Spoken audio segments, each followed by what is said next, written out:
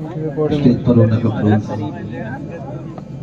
Like सभी जबूर इकराम व तकरीम हजरत अल्लामा मौलाना मुफ्ती तौसीफ रज़ा भाई दूसरी जानिब उस्ताद मोहतरम हाफिज़ुल कारी हाफिज अख्तर साहिब जमी उलमाए किराम व हाज़िरीन मजलिस इस्लाम की पर्दानशी ख़वातीन माँ और बहनों, अस्सलामु अलैकुम व रहमतुल्लाहि व बरकातुहू।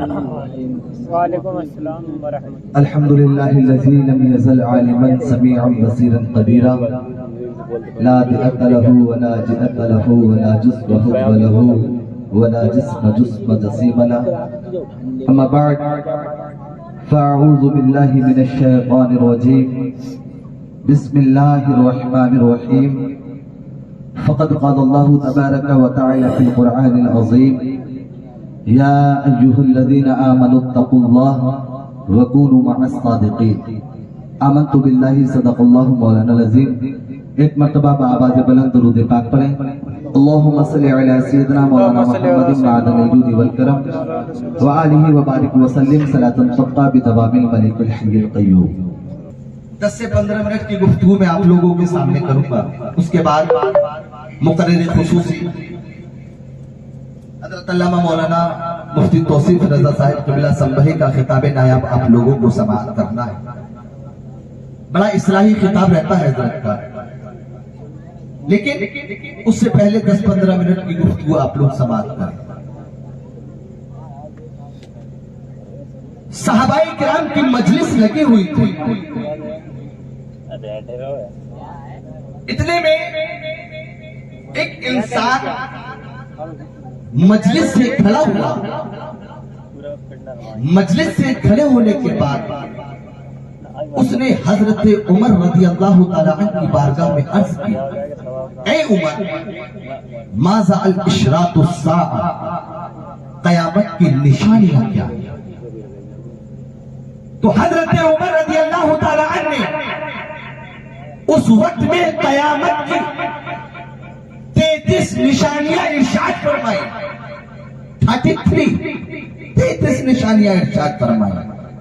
और उन्हीं 33 निशानियों में से कुछ निशानियां मैं आप लोगों के सामने पेश कर रहा हूं।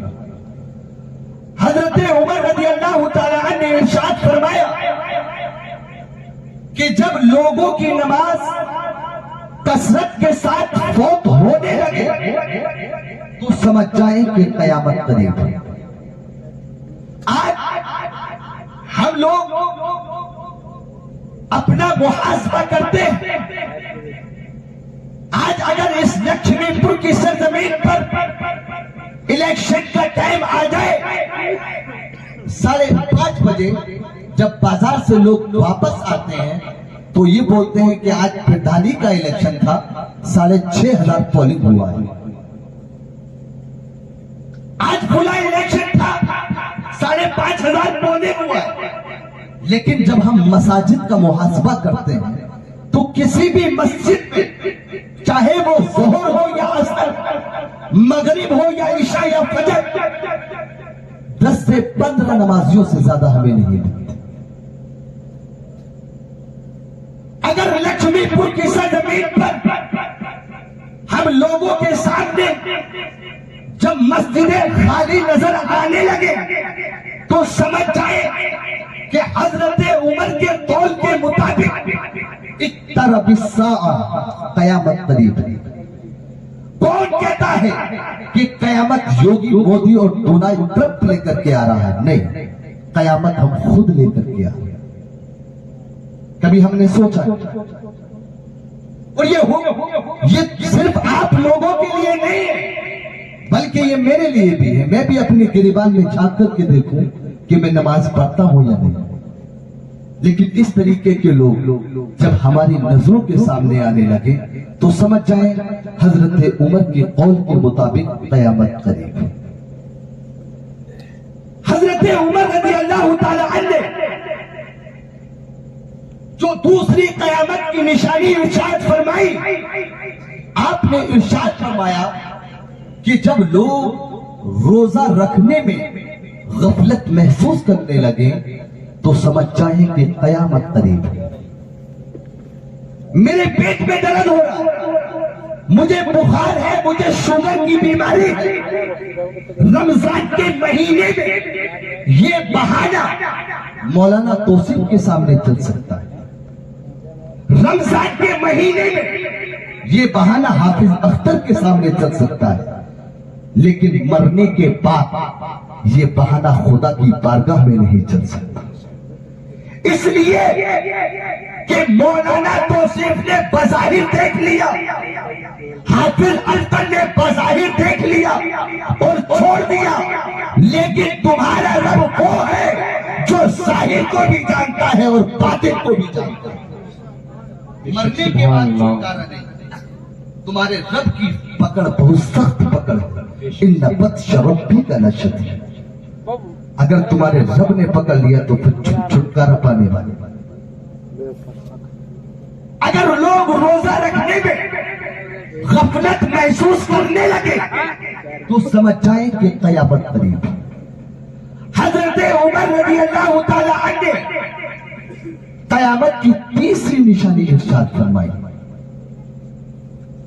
जब सूद आम हो जाए तो समझ जाए कि कयामत करीब है। और आजकल सूद आम है। ले भाई 1 लाख रुपए पकड़, 1 महीने के बाद 1,10,000 ये सूद है। और आजकल ये चल रहा है। और ऐसे नहीं वो 1 लाख रुपए या 10 लाख रुपए देता है, देने के बाद उससे बोलता है कि अपनी जमीन मेरे नाम कर। अगर उसने पैसा वक्त पर वापस कर दिया तब तो ठीक है, वरना जमीन भी ऑटोमेटिक खुद उसकी हो जाएगी। और ये मैं नहीं कहता, ये supreme court of the Bharat बोलता है कि जमीन उसकी हो जाएगी, जमीन उसकी है। और यही सूद है। जब लक्ष्मीपुर की सरजमीन पर सूद उठाने वाले लोग, हराम माल खाने वाले लोग हमारी नजरों के सामने आने लगे तो समझ जाए इक़्तरब अस्साअ, कयामत करीब। बताइए कयामत कौन लेकर के आ रहा है? कभी हमने देखा कि हमारे मुंह में जो लुक़मा जा रहा है ये हराम है या हलाल? कयामत हम लेकर के आ रहे हैं, कयामत कोई और नहीं ला रहा। हजरत उमर रज़ी अल्लाह ताला अन्हु ने कयामत की चौथी निशानी इरशाद फरमाई, जब रिश्वत आम हो जाए तो समझ जाए कि कयामत करीब है। और रिश्वत क्या है हजरत? आजकल जो शादियों में चल रहा है वही रिश्वत है। किसी भी चीज को शर्त के साथ मुअल्लक कर देना ये रिश्वत कहलाता है। और आजकल ये शादियों में चल रहा है। अगर तू अपनी बेटी का निकाह करना चाहता है तो मुझे बुलेट दे, फॉर्च्यूनर दे। अगर गाड़ी मिलती है तब तो ठीक है, वरना आपकी बेटी का निकाह नहीं होगा, आपकी बेटी की विदाई नहीं होगी जब तक कि तू मुझको बुलेट नहीं देगा। 500 बारातियों को जब तक कि आप खाना ना खिलाए आपकी बेटी विदा नहीं हो रही है। यह आज का दौर है। लेकिन मेरे भाई, नबी के जमाने की शादियां कोई ऐसी शादियां थोड़ी नहीं। क्या हमें मालूम नहीं है? हम लड़की वाले के घर जाकर के जरा देखें तो, गौर तो करके देखें, जिसकी बेटियां 4 या 5 होती हैं, उन माँ बाप को अकेले में रात की अंधेरी में एक चारपाई पर बैठ करके रोता हुआ देखा है। अगर यकीन ना हो, अगर हकीकत ना हो तो बोलो, हकीकत है कि नहीं? हकीकत नहीं है, हकीकत। रात के अंधेरे में माँ बाप को एक चारपाई पर बैठ करके रोते हुए देखा है। निकाह क्या इसलिए मशरू हुआ था? नबी फरमा रहे हैं निकाह मिन सुन्नती, निकाह मेरी सुन्नत, निकाह सुन्नती, निकाह मेरी सुन्नत। ये कहा कि सुन्नत है कि तुम लड़की वाले के माँ और उसके बाप को रुलाओ, 500 बरातियों को खाना खिलाने के लिए लेकर के जाओ, वहां से फॉर्च्यूनर और बुलेट लेकर के आओ। ये कहा कि सुन्नत। जब इस तरीके के लोग हमारी नजरों के सामने आने लगे तो समझ जाए कि कयामत करीब है। और ये मत समझना कि लड़के वाले को ही इसका गुनाह मिलेगा, बल्कि रिश्वत देने में जो देने वाले का हाल है वही रिश्वत लेने वाले का हाल है। लड़की वाला इससे नहीं बच सकता। और राशि वल मुर्तशी किलाहुमा फिन्नार, रिश्वत देने वाला और रिश्वत लेने वाला दोनों जहन्नमी है। लेकिन इस तरीके के लोग जब हमारी नजरों के सामने आने लगे तो समझ जाए कि कयामत करीब है। हजरत उमर रज़ी अल्लाह ताला अन्हु ने एक कयामत की निशानी और इरशाद फरमाई। हजरत उमर फरमाते हैं कि जब लोग ऊंची ऊंची इमारतें बनाने लगे और उन पर फख्र महसूस करने लगे तो समझ जाए कि कयामत करीब है। तुमने 3 मंजिल बनाया है, मैं 4 मंजिल बनाऊंगा। तुमने 5 मंजिल बनाया है, मैं 6 मंजिल बनाऊंगा। अगर इस तरीके के लोग हमारी नजरों के सामने आने लगे तो समझ जाए कि कयामत करीब है। अगर यही कंपटीशन दुनियावी मुआमलात को छोड़ करके दीन इस्लाम में होता कि तूने 2 रकत पढ़ी है, मैं 4 रकत पढ़ूंगा, तूने 6 रकत पढ़ी है, मैं 8 रकत पढ़ूंगा, तूने 15 रकत पढ़ी, 16 रकत पढ़ी है, मैं 20 रकत पढ़ूंगा। अगर यही कंपटीशन दीने इस्लाम को, यही कंपटीशन दुनियावी मुआमलात को छोड़ करके दीनी मुआमलात में होता तो दौरे साहबा पलट के सामने आ जाते। आलिम लोग बैठे हुए अंदर तो प्यार। लेकिन नहीं, आज बिल्डिंगों में कंपटीशन हो रहा है। तेरे पास 4 मंजिल है, मैं 5 बनाऊंगा। अगर यही कंपटीशन दीने दुनियावी मुआमलात को छोड़ करके दीने इस्लाम में होता तो तोरे साहबा पलट करके आता। तूने एक मिस्किन को खाना खिलाया है, मैं 10 मिस्किनों को खाना खिलाऊंगा। तूने 2 बेवाओं की कफालत की है, मैं पूरे लक्ष्मीपुर की सरजमीन पर 10 बेवाओं को अकेला संभालूंगा।